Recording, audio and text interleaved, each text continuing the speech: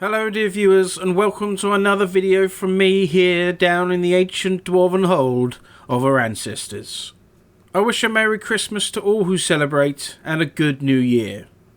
Perhaps for this particular video I should have found a more Christmassy sort of game, but I have come upon one which I feel is vital to be shared with the world that was perhaps not aware of its existence. Today we will be talking about the game Svarog's Dream. Before we get going, dear viewers, if you like what I do down here in the ancient hold, then perhaps consider subscribing to the channel, giving a thumbs up and maybe leaving a comment with your thoughts on the game. Svarog's Dream is an open world action role-playing game developed and published by 6Game Forge, released on Steam on the 4th of December 2023. In Svarog's Dream, you take on the role of a spirit of the underworld that is sent back to Earth to discover their true meaning and that of the very gods themselves. You are free to rove across the bespoke open world full of quests, encounters, crafting, combat and all sorts. As mentioned in the Steam reviews, this game feels like it was very much flown under the radar, or at least this old dwarf's. It popped up one day on a gaming site I was looking at, and after clicking on the link to the Steam page, I discovered this dear game in all its glory. It felt like kin of the game Wigmund in its curated open world, action combat and game setting, which is something that is right up my alley. I bought it there and then, and have been enjoying it ever since. Graphically, the game is quite handsome. The top-down isometric view suits proceedings rather well, being the go-to for many action combat games. Your character and the NPC models are well designed, and I would say quaint in that design. The whole world, though filled with peril, dear viewers, feels quite magical and mythical, which is what they seem to be going for. The character models and their animations are smooth, with player movement and combat feeling slick and responsive. The various abilities and spells you can make use of are pleasant to the eye and pleasing to perform. The world itself was created meaningfully, with seemingly everything being handcrafted with a reason for existing. I think this is most vital in creating games. Video games of this genre that I personally tend to enjoy are ones where the world, perhaps not necessarily huge and expansive, is instead filled with lovingly crafted content that you will encounter around every turn. I would take this over vast procedurally generated content any day. The world has several different biomes, from desert sands to forests to open grasslands and snowy peaks. Each is crafted nicely with that pleasant feel. This abundance of variance in backdrop helps to keep things feeling fresh as you travel through the world. You feel immersed in the game world while playing, which is exactly the feeling you want to happen when creating a video game like this. The user interface is designed with this paintbrush feel, which I think works rather well. The menus exude this same look and feel, and though perhaps some might think it lacking a quality of design, I feel it fits quite nicely. Your action bars will usually hide themselves while you aren't actively fighting or have your weapon drawn, and when they are visible they don't take up a lot of the screen. The inventory window is useful enough, with items clearly showing what they are. The game ran very well on my Windows 11 machine and AMD graphics card. I didn't encounter any crashes, but I did have a couple of instances of frame rate drops with a lot of characters on screen, though this wasn't ubiquitous of every instance of a busy scene. The sound of Svarog's Dream is understated and minimal. All of the dialogue comes only in text form with nothing voiced at all. This might be a bit clunky for people that don't like to read through all the text, but it is never too vast in stretches for you to give up on it. The ambient sound of the world you live in, with grunts from enemies and the noise of animals as they graze on grass, helps to keep the immersion. The background music is quite melancholic at times and soothing at others. It also ramps up quite dramatically at certain points of the story, which makes you feel the intense vibe of what's going on here. When you start the game, you make one important decision, and that is whether to use Iron Man mode. In this mode, you are not able to freely load a character back to a different time before you may have died. Once a character is dead, then they are dead, but hope is not lost. You begin the game as a wayward soul in the underworld that is sent back to the plane of the living to take over the body of those desperate enough to accept you. The body you will take will come with their own unique stats and proficiencies, as well as beneficial and hindering talents. For example, your character might have developed slashing weapon skill at a high rate, but may also have an aversion to potions, not making use of their maximum effect when consumed. When you die, you die. All skills and stats that you may have accrued are lost in the annals of time. Every time you die and wish to return to Earth, you'll be given a choice of 3 people to inhabit, each with their own sets of stats and talents, good and bad. Your worn gear and any items in your bags will drop with your corpse, meaning should you wish to get back your stuff, you'll have to venture back to the scene of the death and somehow grab it all before being beaten once again by whatever killed you in the first place. In the beginning, and whenever you die and take on a new host, you must choose which archetype you wish your character to have. This is in the form of the fighter, the ranger, and the druid. The fighter, of course, focuses on melee combat, the ranger on ranged, archery combat and such, and the druid focusing on spellcasting. It is important to note that whenever you die, the number of mastery talent points you had before you died will be given to you upon entering your new body, so not all progress is washed clean. This acts as a kind of meta progression, with you carrying over talent points between deaths rather than having to earn them all over again. Within the skill tree of each of the 3 archetypes are 4 rows of skills, 2 for light and 2 for dark. At certain levels you can select a new skill from one of the 4, but never more than 1 from each column. This allows you to build quite distinct characters with varying abilities in certain areas. The difference between light and dark is to do with how you act in the world through your choices and actions you perform. If you side with certain factions or choose darker responses in situations, your soul will head more into the dark, with the light doing the same. The percentage you have either way has a direct effect on the cooldowns of the abilities from each tree. If you are mostly light in soul, the 2 light rows of skills in the tree will have shorter cooldowns than those you might take in the dark side. Besides the talent points, there are also God points. These are obtained by doing certain actions or taking certain decisions in game, which will gain rewards from the gods. For example, the God of Lightning will give you a point for doing a record amount of damage in one hit, while the Nature Goddess might award you for engaging in herbalism. God points can be spent at special stones throughout the land.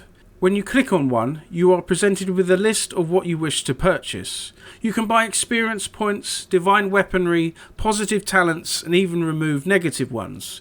This is powerful stuff, so you should spend your points wisely. There is a main story in Svarog's Dream that you are free to participate in whenever you wish. You can follow it to the exclusion of others, or you can mix in side quests and exploration, which is how I recommend you play the game.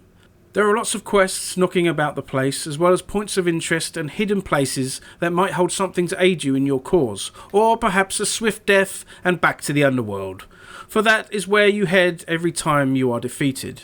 You can run about the world map wherever you like with no restrictions. The only obstacle is likely the level of monsters inhabiting the area, which might clobber you if you get too close. There are certain parts of the map that are a little clouded, which foreshadow your death should you go there at low level, but there is ultimately nothing stopping you. Svarog's Dream has an active day and night that will cycle slowly as you play, or advanced instantly a certain amount when you are fast travelling, which I failed to mention just now. Whereas the roads and the forests of the land might be relatively quiet and safe during the day, during the night things become more dangerous. Your field of vision is much smaller at night time, you are not as brave, and most importantly, there are monsters and powerful ones at that.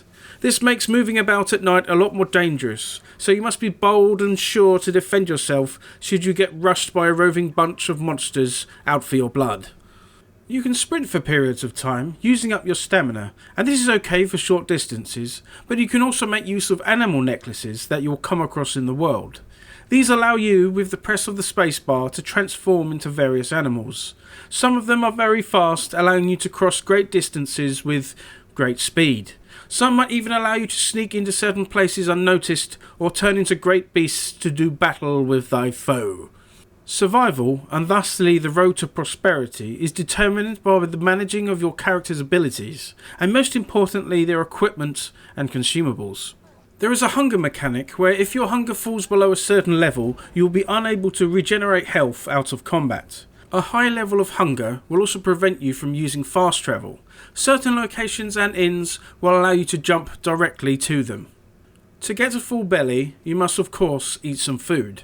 This is where crafting comes in. At certain fireplaces, you're able to combine different ingredients you've found out in the open world into edible meals. From bacon and eggs to sweet cake, there is lots of recipes for you to discover, which are learned through mixing ingredients of different types. Besides cooking, there's also the alchemy profession, which you can again make use of in certain crafting stations. You're able to create potions from all sorts of herbs and other reagents that, yet again, you're able to harvest and obtain out on your travels.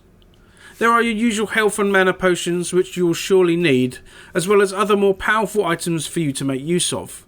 Like cooking, most recipes are discovered through trial and error, though some recipes for either crafting can sometimes be found as you explore the world. You will come across many items in the game, from swords and axes to chest plates and helmets, and when not finding them useful for your specific spec, you can break them down at a forge into items usable for upgrading the quality of your other items. For all items come with a quality that denotes how good the stats on a particular item are. The type of item denotes what stats it has, but the quality denotes how much of each stat the item has. There are all sorts of items that you'll come across on your time on Earth. As well as powerful equipment, there are powerful rings that can have a great impact on some of your skills. There are also trophies, taken from beasts you have vanquished. They will fetch for great sums at certain traders. Always hold on to your trophies until you find a specific trophy trader. Out in the wilds, you will no doubt, dear viewer, have to face off against many a baddie, and luckily the combat is very smooth in Svarog's Dream. Your character's movements are quite responsive, moving in and out of combat as you instruct them. Skills have a nice flourish to them while still being somewhat understated. You are able to cancel out of skills if you wish, allowing you to have greater control of your movements. There is a lot of variance in the skills that you can make use of. Within the fighter tree, for instance, there are several varying abilities that you can choose from, and as you can only take one skill from each column, it encourages building interesting specs. The darker skills in all three trees tend to be that way inclined, summoning skeletons using dark energy, etc., while the light roles will have skills one might attribute to a cleric or paladin, along with some more traditional skills. The difference in skills you can select and develop helps to keep the game fresh, as when you die you can completely change your build. I found this most enjoyable as I tried out lots of different builds, though I did mostly prefer the fighter class. Whatever build you are using, you will still have to keep your wits about you. You can easily be deaded by a baddie or two if you're not making proper use of your skills and consumables. There were several stretches of gameplay where I didn't die and became complacent, only to have my arse handed to me by some beastie or certain encounter that I wasn't prepared for. It is for this reason too that you should keep aside spare equipment. When changing builds from fighter to druid, for example, gear with intelligence and mana will be more useful than that of strength. And besides this too, it is good to have something to wear while you traipse back to your corpse to retrieve your old gear. Luckily, there are several locations in the world where you can store items in chests that will not disappear. The story of Svarog's Dream concerns old gods and a new one vying for contention and worship of the people of Earth. The campaign involves fighting stuff, of course, and venturing to different locations both above and below ground, but there are some quite poignant aspects to it. A human's place in the world is discussed. What is it to be alive, to feel the power of a god, to live with oneself and all that? It could be a bit preachy, I suppose, but I find it quite refreshing to come across. There are some real ideas in there, including aspects of mental health, like mindfulness, which I liked. There is a lot to do in Svarog's Dream, and a lot to see. You can spend hours simply running about, collecting herbs, crafting and discovering new places and quests to participate in. Actions taken by yourself have an impact on the world around you. If you die a lot, the world moves slowly towards chaos. Do you side with them or the other? Should you suggest to the village folk to send all their people to war, leaving those left vulnerable? Do you kill all the goblins in a swamp, making it accessible again? It is up to you. I had a lot of fun with this game, I have to say. I love these unassuming titles created by passionate developers attempting to make the game they want to make. It helps keep alive the spirit of video games made for the players and art's sake, rather than focusing on draining as much money as possible from the gamer. It shows you don't need titanic budgets and scores of developers to make a good video game. No microtransactions here, no, none at all. The setting, the design and the combat all ring true in this game. I didn't ever feel like I was slogging through to the end. The main story could be a little bit more coherent, but I enjoyed it all the same. It is of course rough around the edges with a few little issues, but I would wholeheartedly recommend this game to anyone that enjoys action RPGs with open and richly inhabited worlds. If you like Wigmund, I think you would also really like Svarog's Dream as well. There is a lot to explore and enjoy here, and it will keep you going with a cheer in the eye as you do so. It is available on Steam right now at less than half the cost of certain other games out there, and perhaps even double the fun. And there we go, dear viewer, another video from this here old dwarf down in the ancient dwarven hold of our ancestors. I hope that you are doing well, and I shall see you next time.